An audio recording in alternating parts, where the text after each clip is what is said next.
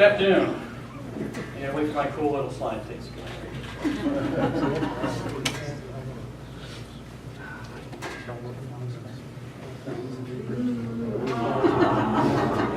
I'd like to say that took a whole lot of time, but it really didn't. I actually downloaded this, and all you got to do is fill in a few blanks. So it's actually pretty cool.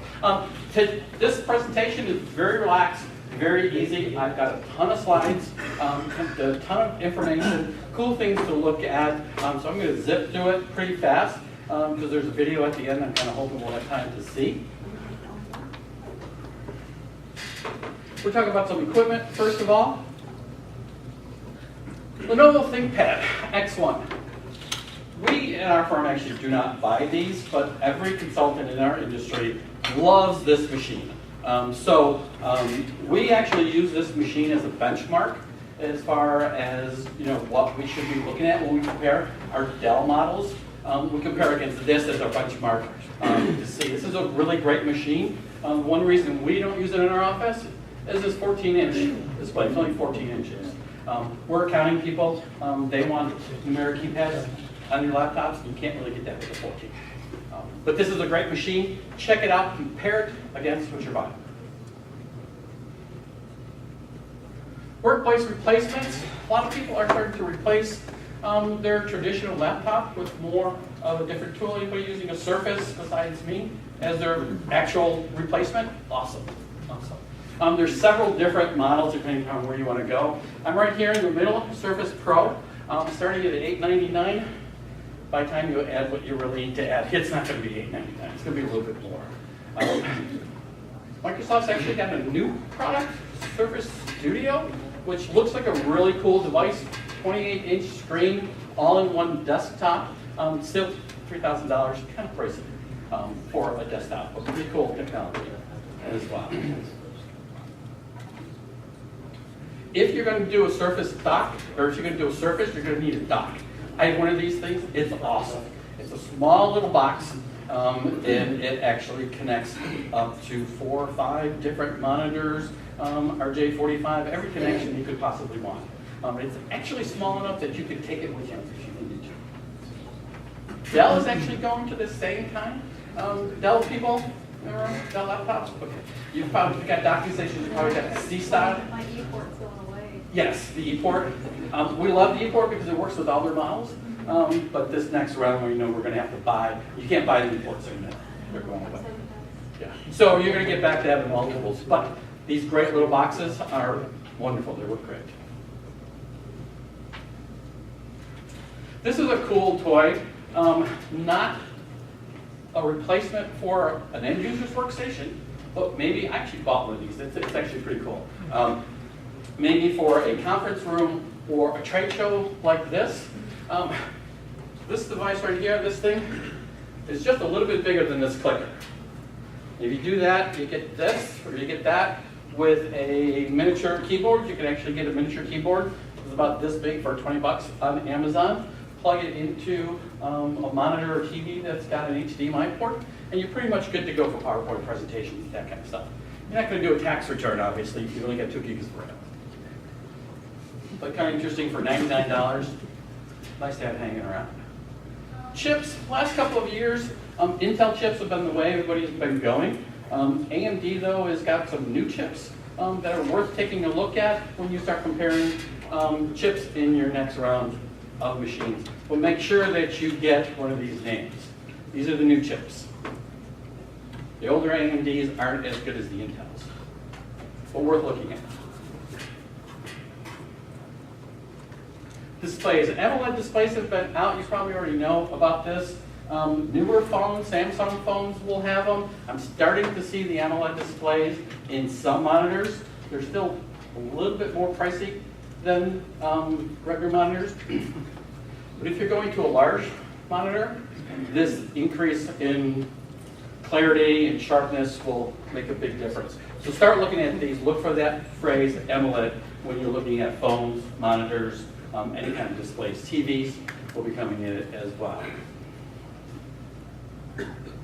This is a cool monitor. I think, Daniel, I think you sent me this.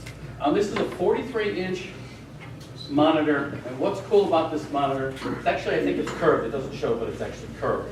All of us, especially IT people, how many people have more than one computer at their desk? Most of us, right?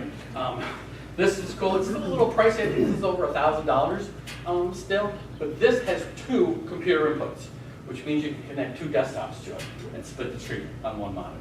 Kind of cool to clear some of the clutter. I'd love to get rid of the extra monitors and have just one great one that I can easily slice into parts here. Kind of cool.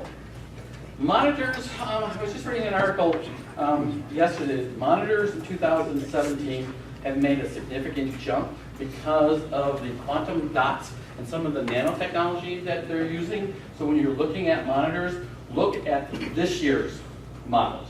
Compare them to what you've been buying and see if the price part is okay, because they've made vast improvements on it. It's also nice that this quantum dot improves the color from the sides, which improves the visibility, which is going to make the larger curved screens more functional for people.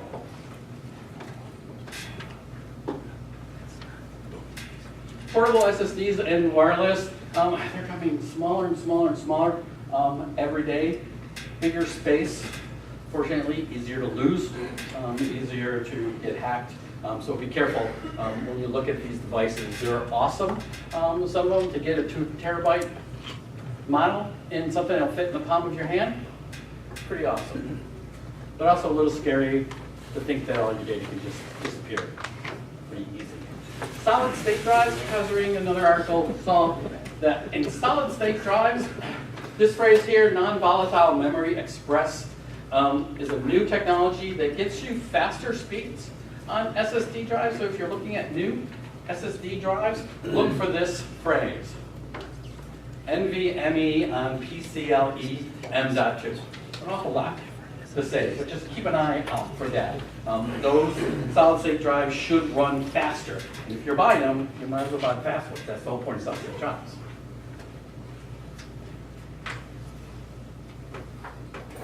A couple other just gadget toys. I have both of these. Actually, they both work really well.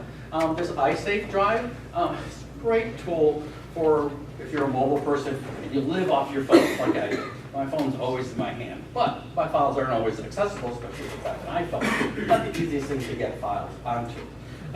This device right here has a lightning bolt connector, comes out one end, and a regular USB connector out the other.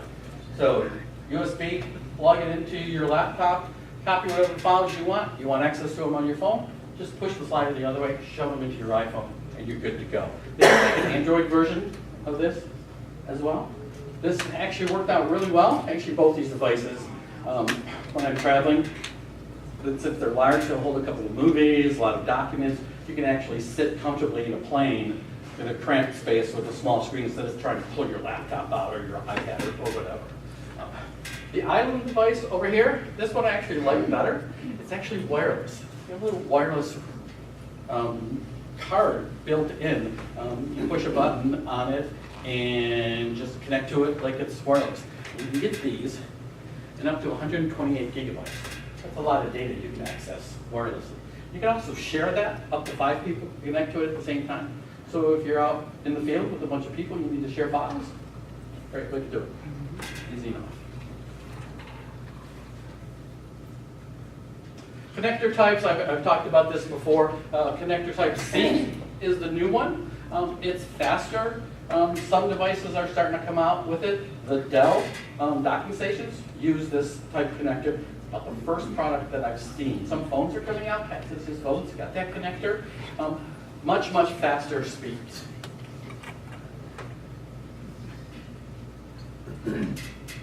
When USB Type-C came out, there's all this talk about Thunderbolt, but I'm not really seeing this out in the marketplace yet, and I don't understand why all USB Type-Cs aren't Thunderbolt, but they're not. Thunderbolt gives you an added layer of speed and throughput on it. So if you're looking at devices, just look for this. Obviously, Thunderbolt's a little bit better than just regular type USB-C.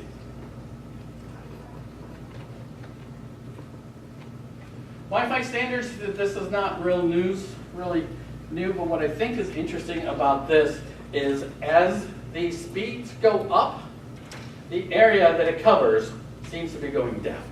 I think it's going to be a little while for the next couple of versions of this to come out before we start getting really good speeds at a wide area. So just realize if you're upgrading your routers, you're upgrading your wireless information, you may wind up shrinking your coverage.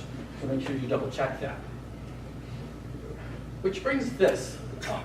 Wi-Fi mesh. Let's look at a couple slides here. If you're thinking about putting in new wireless either at your home or at work, I don't know why this doesn't apply to work, your office as well. But most of the information I've seen is geared towards the home.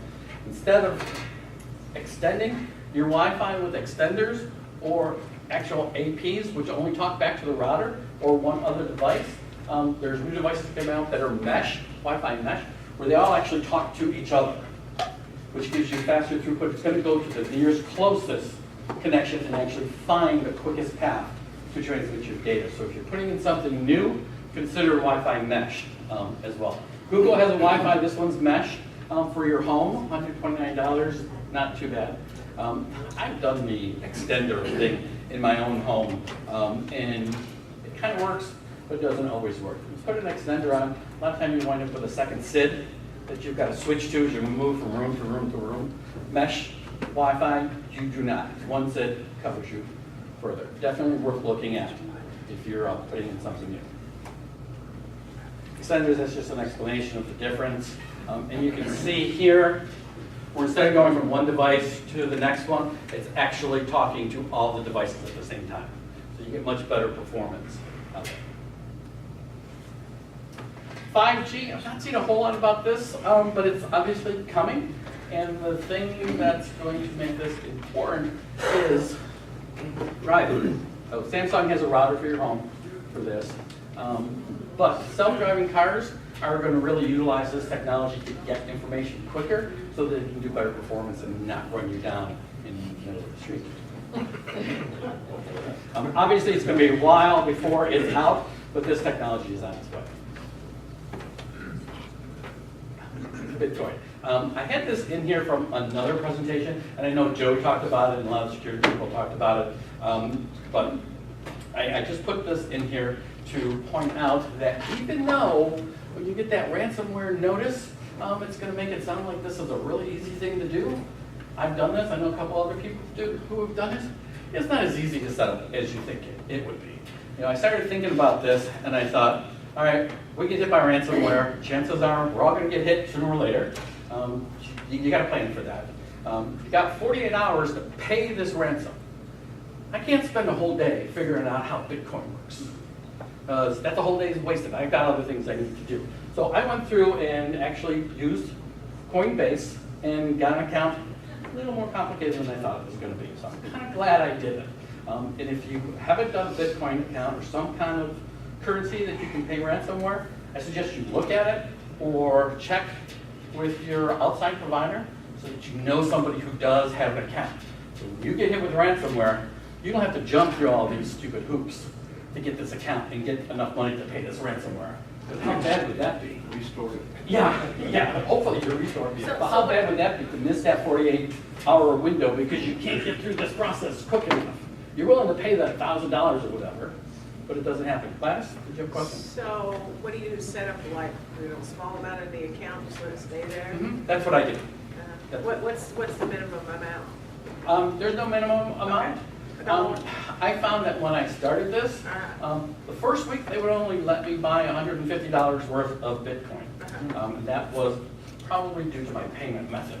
I didn't want to give them bank routing numbers, do all that kind of stuff. I wanted to do the easy stuff. Here's my debit card, take out $100, put it in there to do whatever. And as my weeks went by, they started letting me buy more and more money because they built up credit with these people. Still with your debit card? Yeah, you can do debit cards, you can do credit cards, you can do wire transfers, you can do bank routing. A lot of different things, but depending upon what information you give them, they will determine how much they'll actually let you buy.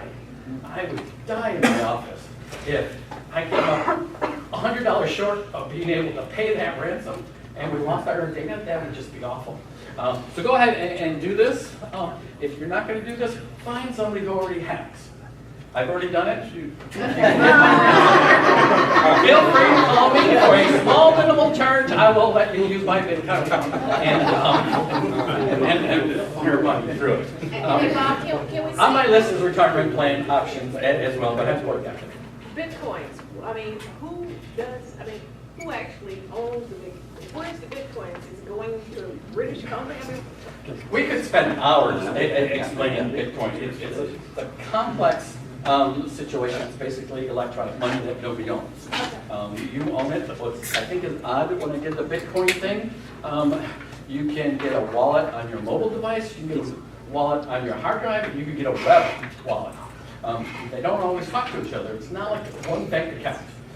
The money that's in my mobile wallet is actually on my phone. So if my phone was lost, that money's gone. So I put just a little bit there so I can see how it's going up, and it's going up a lot. It's going up quite a bit. Yeah, Andy. Just real quick, other than ransomware payoffs, what's the primary uses for it? You can buy almost anything with Bitcoin. You can do lots of shopping.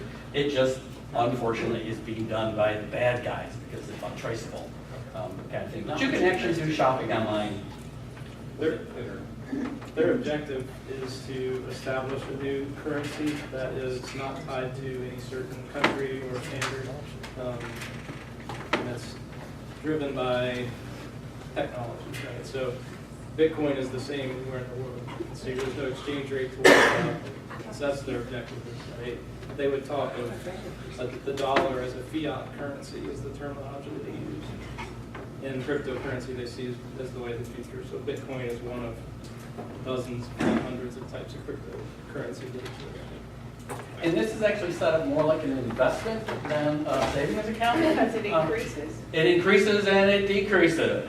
Very volatile. Yeah, it's very volatile right now. So if you're going to do this, don't put in more than you think you're going to need just for the ransomware to get it established, Joe. And kind of like Robert was saying, as these new cryptocurrencies kind of spawn off, they have, as stocks and investments have IPOs, they have ICOs now, so initial coin offering. So they have a little cute spin on the investment program. Fortunately, it's going up, so I'm feeling pretty good about my Bitcoin account right now. But it took a big dive not so long ago. Most of the folks in the room that have had to deal with this, though, the one thing that we've noticed is that the cost of the ransom usually is larger than the ability for you to purchase it in one day. Yep. We've seen that on multiple occasions. So is that why they give you 2 days? If you're lucky. I mean, I guess my point is particularly when you're, all the different security presentations that you've seen, when you start thinking about, well, we'll pay the ransom, it's just not that, it doesn't mean you're It's just not like automatically that. getting files that day. So you could send some money and not be able to get the rest there and it's gone. If you don't have enough Bitcoin to buy it. Yeah. You've got to wait 3 or 4 days to get the amount that they And want. you don't typically have 3 or 4 days. It's lucky you have 2 to 3 days. So and Coinbase is a reputable company. It's FDIC backed. It's actually doing things legitimately like a real financial institution would. But there are places you can buy as many Bitcoin as you want today at a premium. But do you really want to have to do business with that type of an organization? You probably don't. Just have a good backup. That's kind of what we want to see. So if you're thinking about cybersecurity, you also need to think about your backup, and you also need to think about making sure that you can pay ransom if you get it. Because how bad would that be? Okay. It's just some cool stuff I thought would be interesting to see. Amazon Echo, obviously, most people know what the Amazon Echo is. There's a couple other products in this line that are competing with this. Amazon obviously has the market share. They've come out with a new one, the Echo Show, which will do YouTube videos, that kind of stuff, kind of little visual kind of thing. This price is a little out of date. I've seen them everywhere for the dot for $39. Just be aware, like most things, IoT, if it talks to the internet, there's a security issue there, or a possible security issue there. So just be aware. Alexa listens to you all the time to see if you're going to say something she may want to respond to. So if you've got these, just remember there is a mute button on the top of it. If you've got one in your bedroom, you might want to hit that every once in a while. You don't want Alexa answering you or something.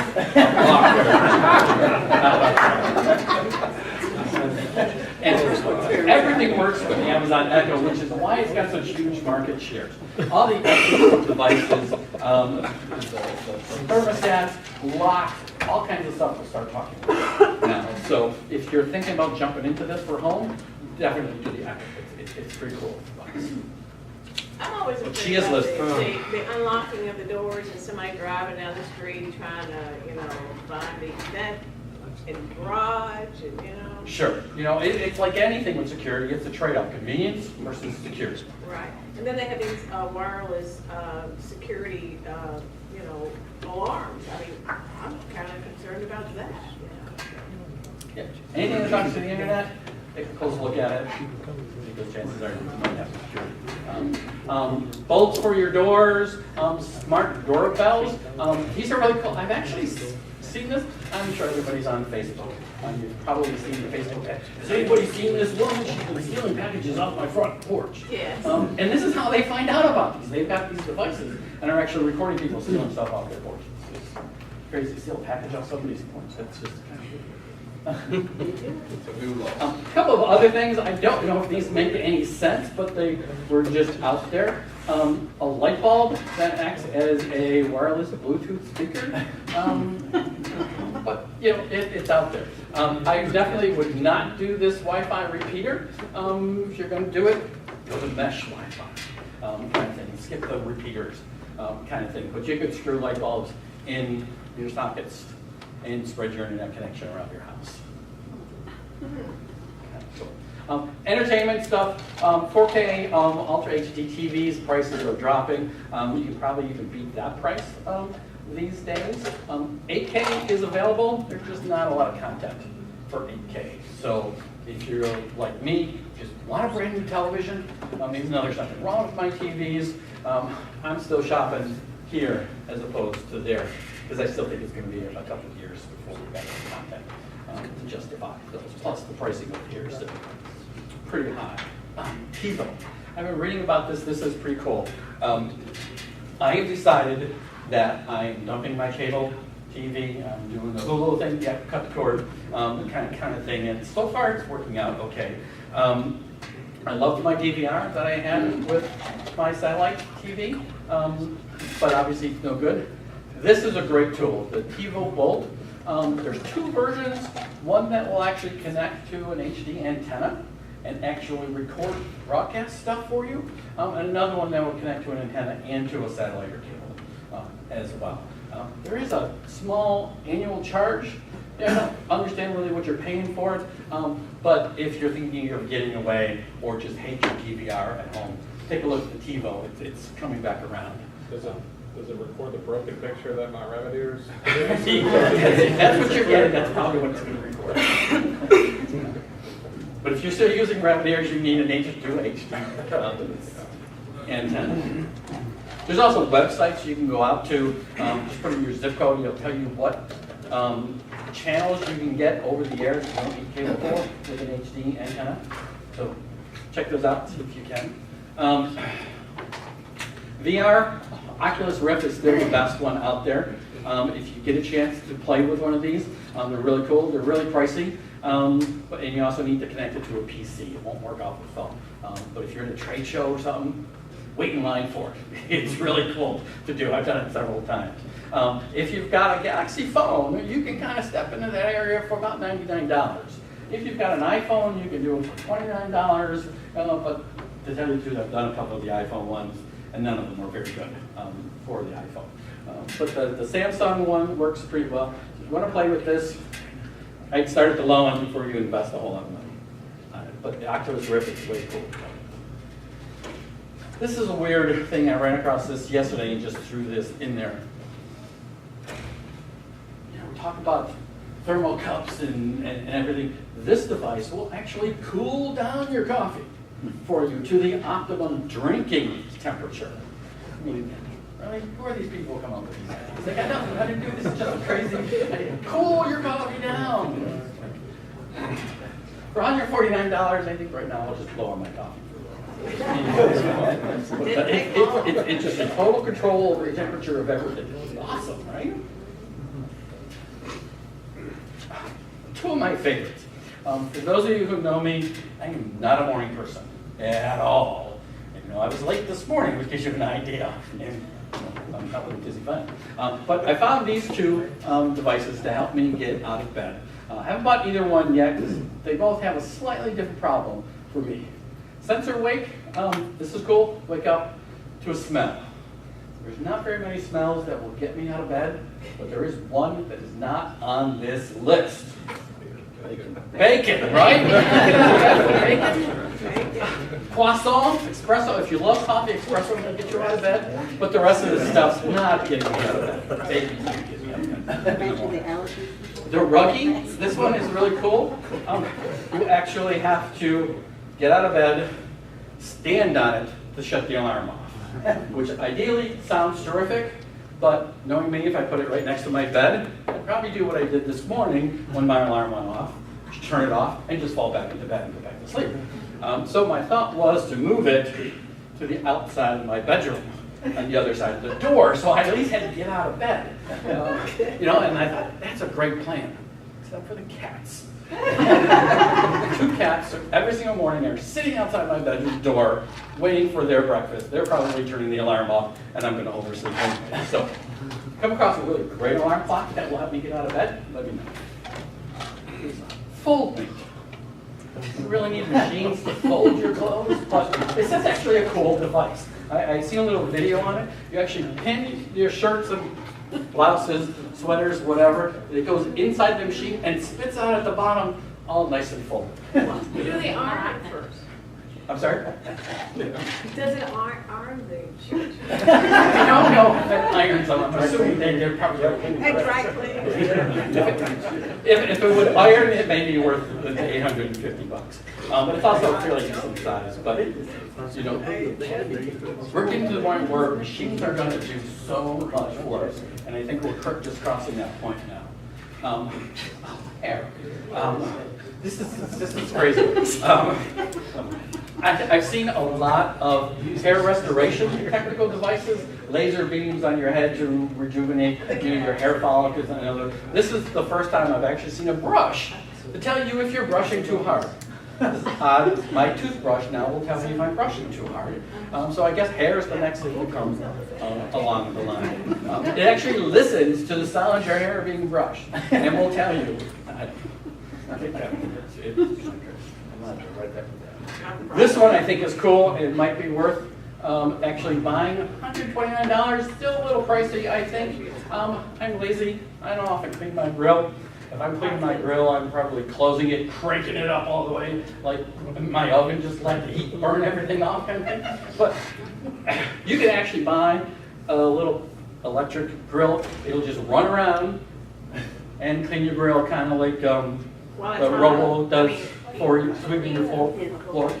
Right, even after you turn it off, it'll do it while it's hot, it does it when it gets cold. I'm assuming you gotta let it cool off. The problem is when it gets cold, it's even harder to clean. So I don't know that. Yeah. That's why you've got the motors. Cool stuff. This, I think, is just a little crossing the line. This device, we all need stimulus to break our cravings and bad habits. But do we really need to electrocute ourselves in order to do it? I ain't, that's going If that's what you need on your bed. Could be your alarm. In a sheet set that I can set for 7:30 and shock me out of bed, that would be awesome. I would get out of bed. I'd even leave the door open because the cats wouldn't get in the bed either because they'd get in. It's $179 to torture yourself. It seems ridiculous. But it does come in multiple colors. Self-driving cars are obviously, you know, that's coming. You know, I had at one point, I made a comment, I think last year, that, you know, one of my retirement plans was to get an Uber account and buy a self-driving car. Well, that plan's gone away because Uber started to develop their own self-driving cars.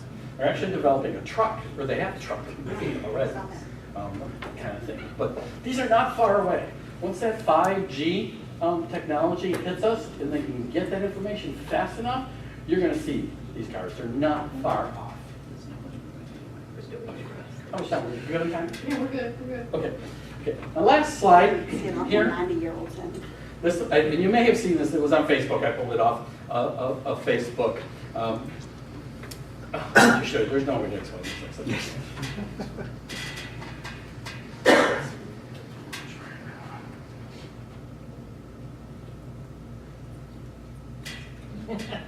Here it goes. Hey, Bob. I just went on Pavlok's website, and their first thing says, wake up earlier. Oh my God, what the heck? All right, whoever gets me Christmas Secret Santa, you know. Okay. That's that villain from Spider-Man. Right there. You probably, this is done by the same company that does those beach resorts where you strap this thing on and it shoots jets of water out of you and you're connected to a hose and you kind of do this. But if you're a Spider-Man fan, add some fins at the bottom of this, paint this guy green. Do I need a green dollar? Let's just get it. Awesome way to get to work in the morning. My only concern is that the pack on his back, Uh-huh. that's the fuel. Right. I don't know if I want to strap jet fuel on my back. I'm adventurous, but not quite that adventurous. And yeah, I don't know if he's got a parachute on it. Well, that's how I was gonna That's ask. why it's over the water. Yeah. And he stops. But you have to be up so high Yeah. for the parachute. That was just a quick look. You can see from some of the crazy things and some of the, actually interesting things that might work that I think with AI and the speed of internet that we're actually tipping a point or getting close to the point where this hopefully will get easier, at least for the end users. Probably not for us, kind of thing, because it's got to get harder before it gets easier. But for the end users and for as a society, just taking on new technology and making advancements, I think we're extremely close to that. So hopefully the future will be very bright. Thank you.